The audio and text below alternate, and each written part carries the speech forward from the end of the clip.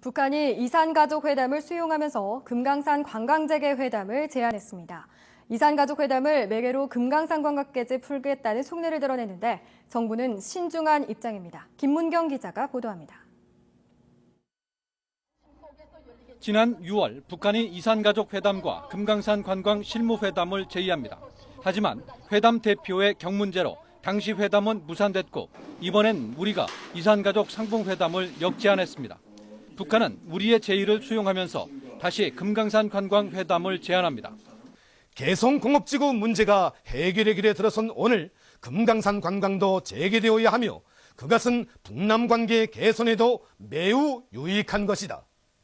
회담 날짜는 22일, 이산가족 상봉회담 하루 전입니다.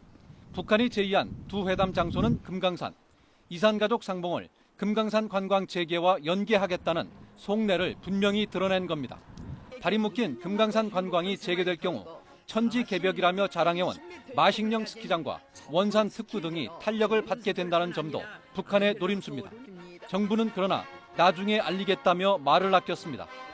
금강산 관광 재개를 위한 남북 당국 실무회담에 대해서는 정부 내부 검토 후 정부 입장을 추후에 밝히도록 하겠습니다. 지난번 제안 때 개성공단 문제에 집중하자며 금강산 회담을 거부했지만 이번엔 신중한 입장을 보인 겁니다.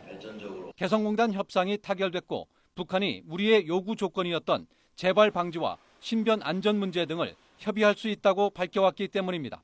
하지만 북한에 대한 국제사회의 대북 제재가 계속되고 있고 금강산 관광의 수익금이 핵 개발로 전용됐다는 의혹이 해소되지 않은 상황에서 논의를 재개하는 점도 부담스러운 대목일 수 있습니다.